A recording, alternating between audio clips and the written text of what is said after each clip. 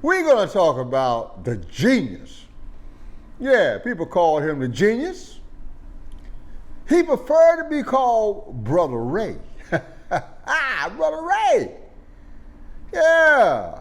He was born Ray Charles Robinson under a cloud of intrigue in Albany, Georgia.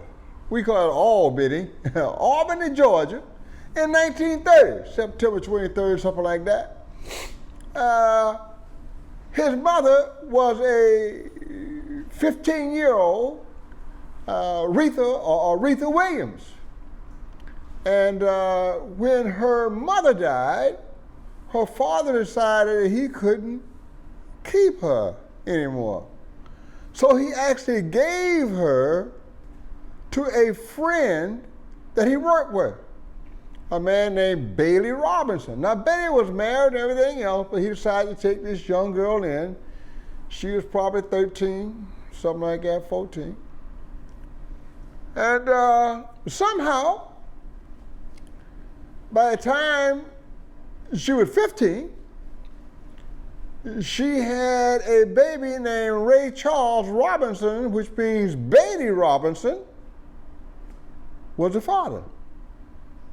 And they moved from Greenville, Florida, which is where this whole thing started, Greenville, Florida. We'll talk about that little town in just a minute. Lord. They moved from Greenville, Florida, up to Albany, Georgia for the birth, primarily because to this very day, there are only 831 people living in Greenville. So you can imagine in 1930, there was probably only about 200 people living in that town. A very small little country town right along the railroad there. Was originally called Stop Number 5. At any rate, she didn't stay in Albany very long because she didn't like the situation she was in. And so being independent, and even at 15 with a little baby, she got on the road and she left Albany and came back to Greenville, where she was determined to raise her baby by herself and scratch a living from washing other people's clothes. And that's what she did. And it was a struggle. You know, they had some hard times. This was 1930, you know, talking about the heat of the Depression here, man. So, you know, white folks doing bad, black folks doing worse. It was a mess. And in Greenville, Greenville, Florida, very special town, right along the Georgia-Florida line, one of the most, let's just put it to you this way. I was there back in the 60s, and they had Confederate Memorial Day the day after I left. I had to get out of there because I didn't want to be there for their Confederate Memorial Day. And my daughter actually worked at a place there, Honey Lake, health center. And it's still country and still backwards, and it's probably not a place that's very hospitable. At any rate, in this town, there was a man named Willie Pittman, who had a little restaurant called the Red Wing Cafe. And the Red Wing Cafe was a restaurant during the daytime, but at night it became the scene, baby, the nightclub.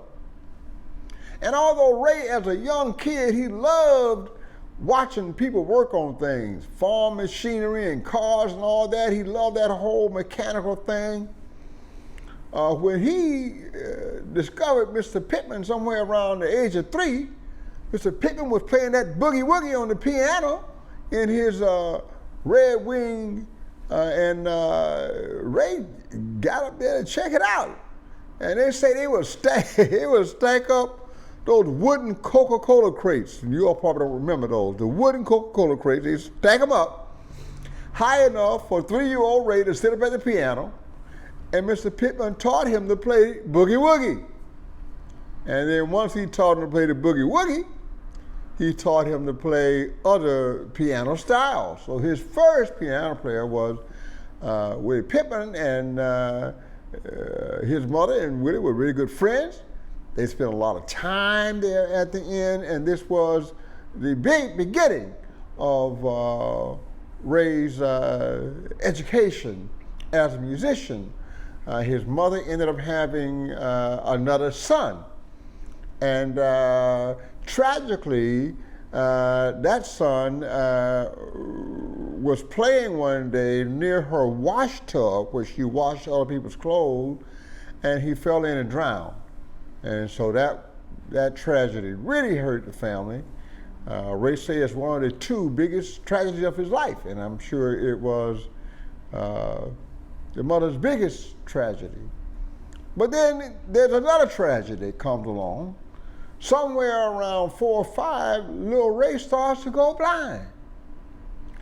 And, it wasn't a whole lot of doctors who were going to look at no little black kid in Greenville.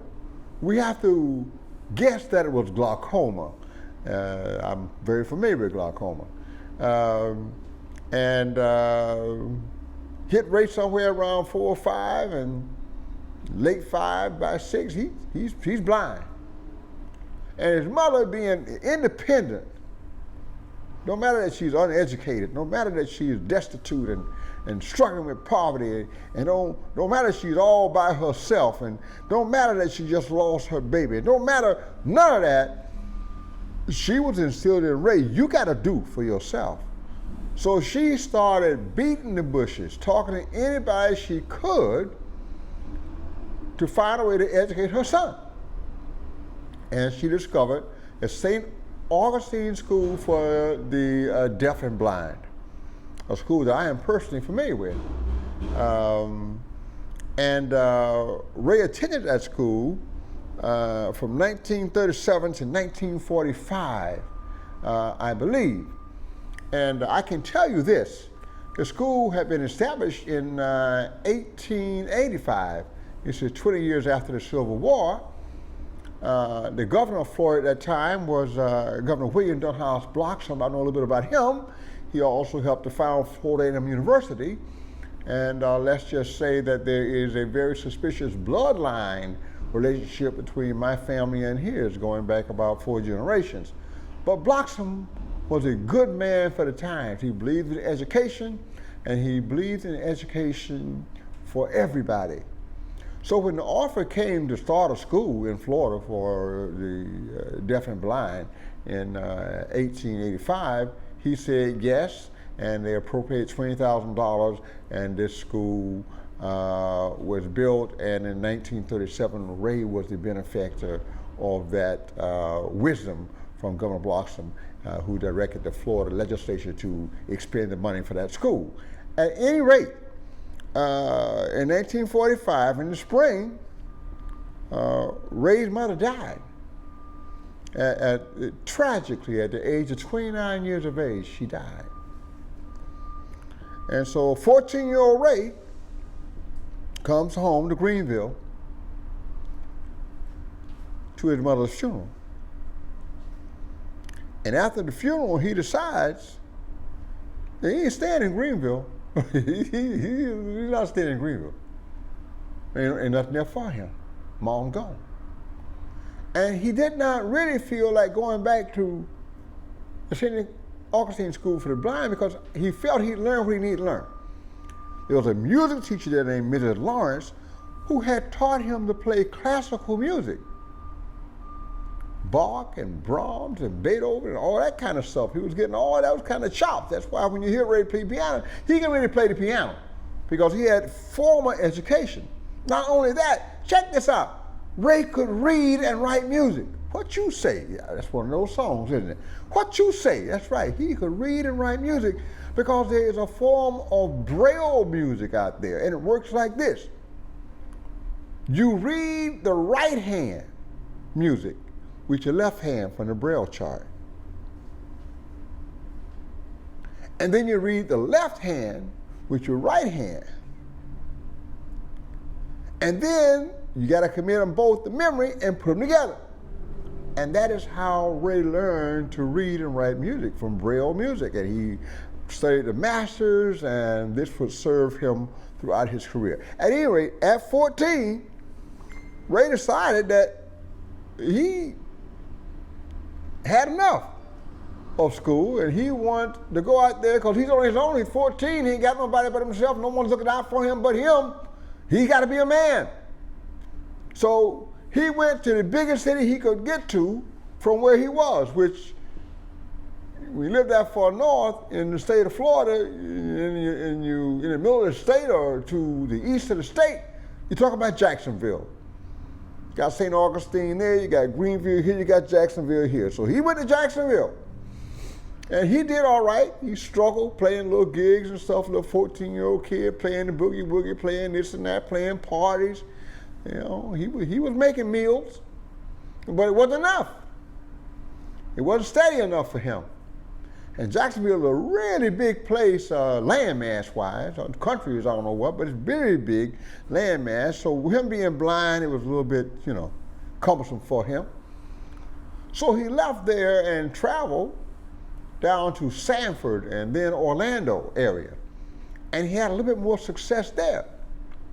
But the work still wasn't steady. And so he'd have good days, and then he'd have days of hunger. Matter of fact, he said he'd go a couple, 3 days without any food, trying to make it. So you figure, okay, that's not gonna work. What am I gonna do? Well, I'm gonna keep moving. So he kept moving to the west, and he ended up in Tampa, Florida. And in Tampa, he struck his stride, man. Yeah, there were a lot of musicians coming through Tampa. All the big guys were coming through here. You had hotels in Tampa, black hotels and stuff like that. We were very segregated at that time, and restaurants and all that, and a lot of musicians coming through, and people helped each other, so there was a lot of work for him.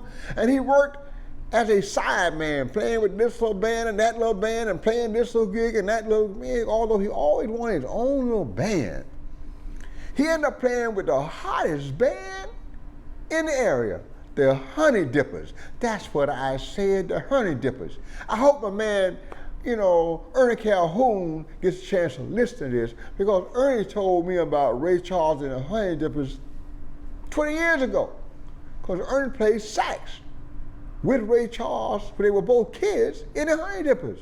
That's right, living legend right over there in Tampa, Mr. Ernie Calhoun. Anyway, they're playing gigs locally, and they're also running down to Miami and running here and running there and doing things in St. Pete, anywhere they can find a gig. And it's going pretty well. One of my favorite stories about Ray, and I'm going to get off the, beaten path here and get on this unbeaten path, is that Ernie had a bicycle, and he would give Ray a ride to rehearsal. And the way they would do it is he would ride the bicycle and Ray would sit on the handlebars. And he would just look as best he could on either side of Ray, what's up. And Ray can't see nothing, but he got those really good ears, so, he was like the guide for Ernie. And they riding this one day, and all of a sudden, Ray jumped off the bicycle and Ernie smashed into a car. And when he got up, his bicycle was towed up, and Ray standing there looking down at him. And Ernie came, man, what's wrong with you? And Ray goes, you didn't see that car? You didn't see that car? He said, no, and you didn't see it either. He said, but I heard it. And that's the Ernie Calhoun story about Ray Charles and his ability to navigate in the dark and his sense of humor. So Ray did well in the Tampa area, and he always came back to Florida because, I have to be honest with you, he loved Florida women, especially women in Tampa Bay. We'll get back to that later. But he had this idea that what was holding him back was being in the South. The biggest records for black artists were coming from the North. Chicago, New York, Detroit, Cleveland, wherever. And he had a friend that had a connection in Seattle, Washington. And so he travels with this friend from Tampa, Florida to Seattle, Washington on a hunch. And things take off. It's Ray and his little trio, and they're playing gigs here and there. They even got a regular gig where he could eat every day. Yes. And he had his first recording, Confession Blues. Yeah. And you know what? It became #1 on the, Billboard Black R&B type charts. And it was a little minor hit. And Ray's like, oh, right now, this is what I'm talking about. Now I'm getting somewhere. But that wasn't enough for Ray. Because Ray had something on his mind, and it was bigger than the group he was playing with at that time. I think they were called the Max Son Trio or something like that, because one guy was named something, one guy's named something, they put the two names together, But Ray was the arranger, and he was writing the songs and everything else, just kind of staying in the background, but he always kept it together. The other thing that happened in Seattle that's gonna pay benefits later is, while in Seattle, he meets another young genius by the name of Quincy Jones. And they become lifelong friends. And later on, we're going to talk about one of the biggest hits they had together. Yeah, they stayed friends. Quincy was an arranger, composer, and jazz trumpet player. And Ray was doing his thing along the same lines, arranging, composing, singing, doing his thing. Jazz, R&B, blues, whatever. So after a certain amount of time, Ray got restless, and so he moved, but not so far this time. He moved back south, but not too far south. He moved to LA, baby. That's right, Los Angeles, the city of angels. And now things started to happen. Oh yeah, he's playing, and he's being recognized as a great arranger and producer. And he comes in contact with one of the hottest young blues men in the country, Mr. Lowell Folsom, with that Western kind of blues, baby. And he became the arranger and conductor and band leader for Lowell Folsom for several years. And it was a jamming band. As a matter of fact, one of the more famous jazz tenor saxophone players that we have, Mr. Stanley Tarantine, played in Lowell's band at the same time that Ray Charles did. So there are people probably going, why is Frank talking about Ray Charles and this is a jazz thing? Because Ray is everything, that's why, including jazz. Look at his journey. Look at the people that he is having these relationships with. And let's continue to watch his journey. So he's playing, and he's starting to get a little notoriety, and he's doing some touring with Lowell Folsom. He's discovering some places, and he ends up back in Florida. I told you how he loved Florida women. He's down there in Miami now. And because we were real segregated in that time, late 40s, 1950, whatever, Ray is staying in Overtown. Last time we heard of Overtown, 25 years ago, it was a ghetto that was burning down because of the riots. But at this time, Overtown was the most prominent area for blacks in Miami, where the wealthiest and most educated blacks live. So it was a great place, and that's where Ray lived, and he played and hung out there. And he met a guy named Henry Stone, who was kind of a producer, Let's just say he was a guy that made money off other people's talents. That's what he did. And Ray used him, and he used Ray for a while. But then Ray had that roving eye. Ray liked to say he had 3 habits. One was cigarettes, one was heroin, and they're both addictions. But the biggest addiction he had was women. And we'll bear that out later on as we discuss Brother Ray. Now, this guy Jerry Wexler, who's a very famous producer, somebody who's got an ear for music and all kinds of rock, soul, jazz, whatever, he went looking for Ray Charles. He heard about this talent, he thought he could make something of him, and he wanted to find him right now and get something happening. Couldn't find him. Ray had disappeared from Miami. But a Stone knew where to find him. He knew Ray's habits, he knew what Ray liked, and he knew where Ray might be going. So he directs Jerry Wexler to Tampa Bay. And not Tampa, but just about a mile from where I'm sitting right now. St. Petersburg, Florida is where Jerry Wexler caught up with Ray. And he offered him a recording contract, and his first major hits came out of that recording contract with a very, very small label, and this is prior to Atlantic Records.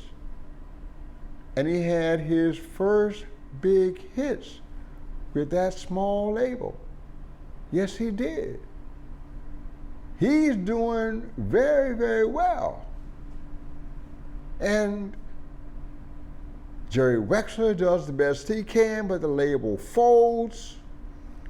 And before you know it, Ray needs another recording contract, and up steps the great corporate giant Atlantic Records. And now we are in the tall cotton, baby.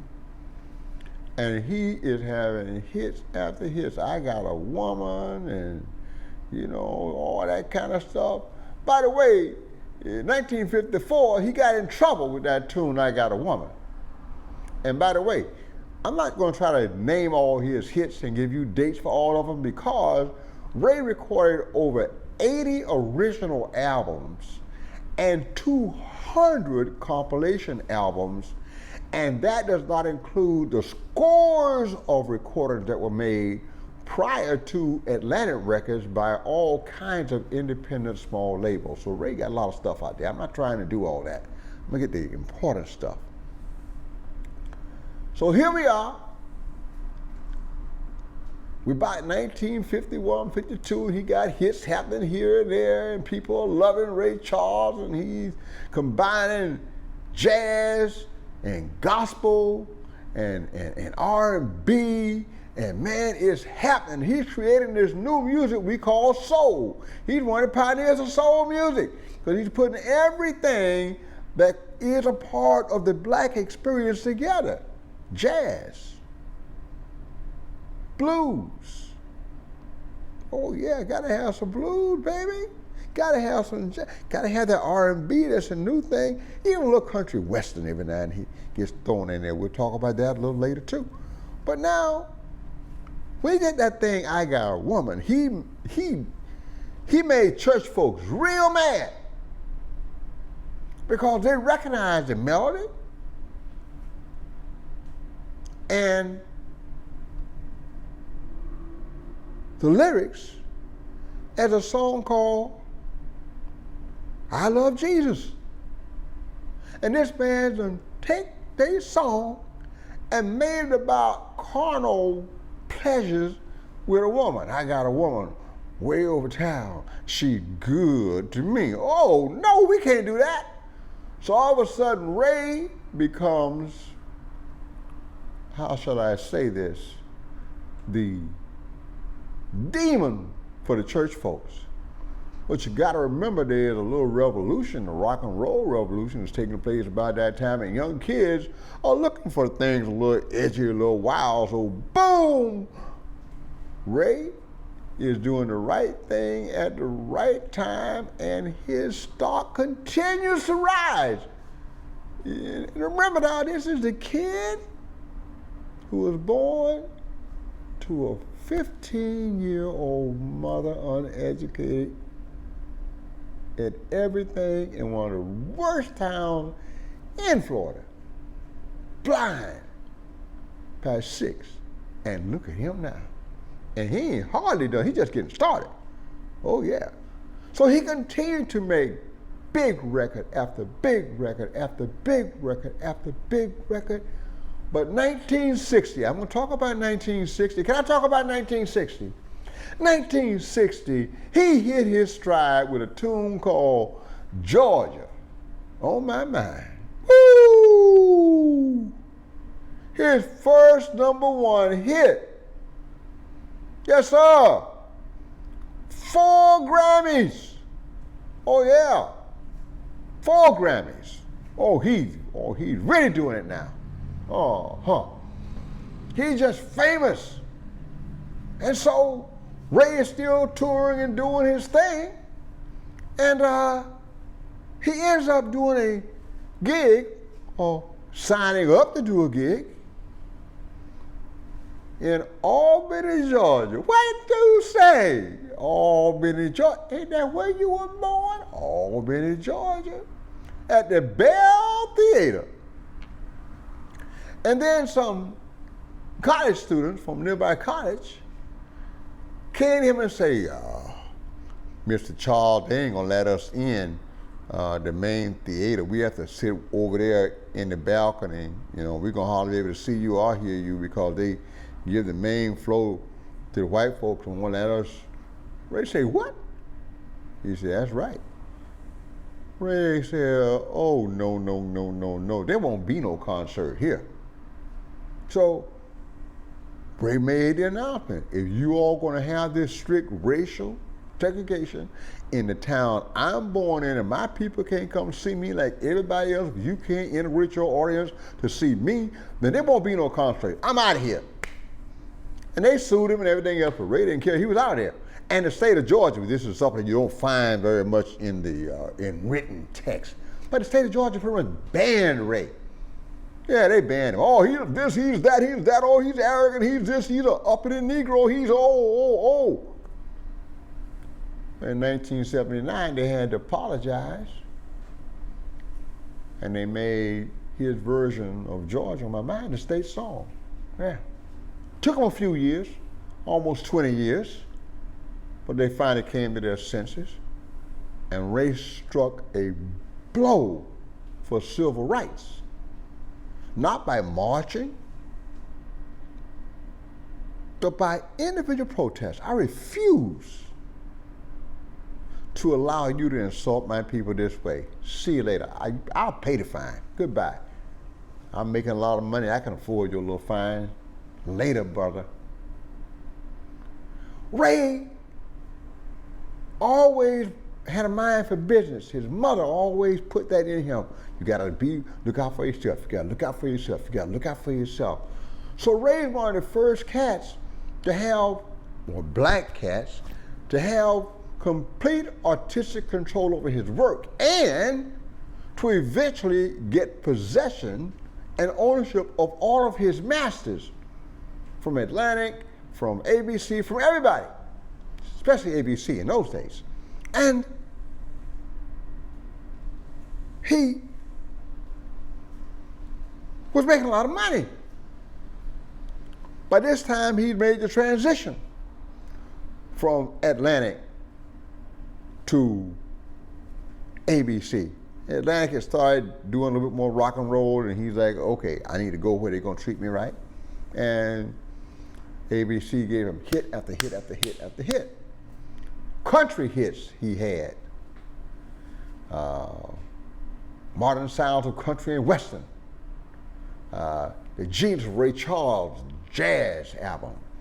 The Genius Sings the Blues album. Ray Charles at Night, another jazz album. The Genius of Ray Charles, a big band album that actually did very, very well But Georgia on my mind, that was the one. That was one. It was even just so big. It's so big, so big. But we're going to keep talking about Ray and his work and his thing in Georgia and him sticking up for himself and his people, and he continued to make records. He continued to do a little bit of everything. He continued to break the mold. I'm going to do some country and western. I grew up here in the backwoods with these people. I know this music very, very well. So he started covering things, and he ended up getting himself some young ladies. They were called the Cookies at first. They became the Rayettes. He did have a business relationship with them, but with one of them, he had a relationship that was a little bit business and pleasure, and he ended up having a son. That's the story we'll cover in part 2. But the other thing is this country thing. He had a way of reinventing country songs. And one of the most famous was a song called I Can't Stop Loving You.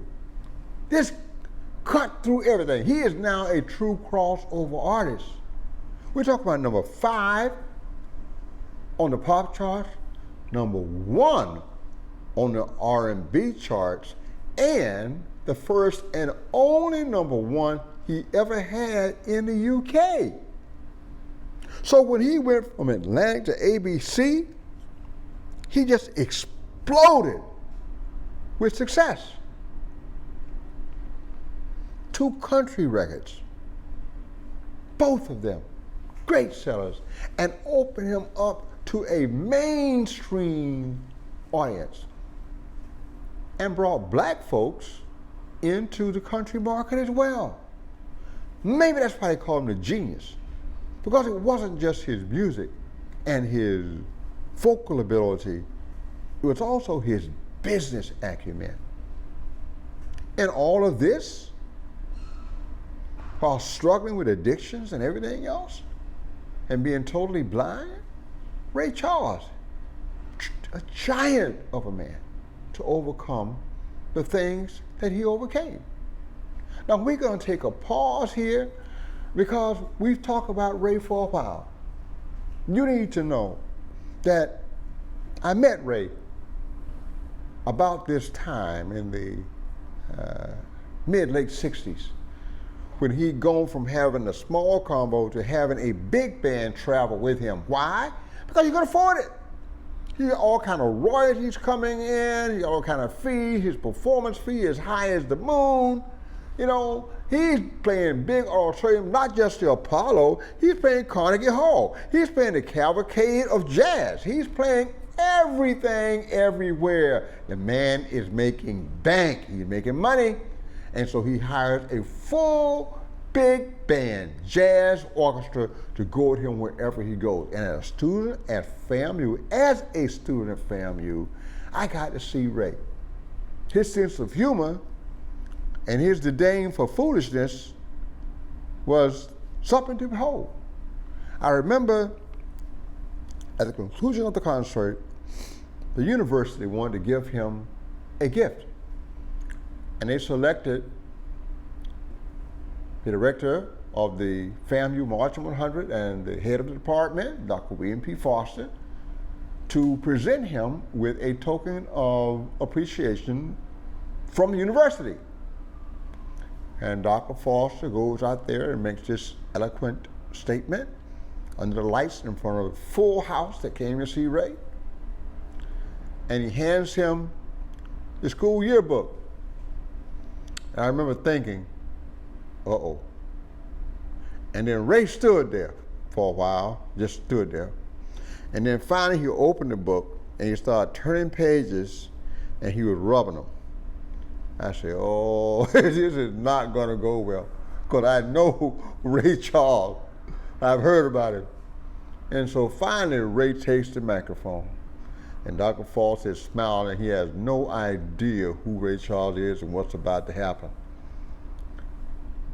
Ray said, you know,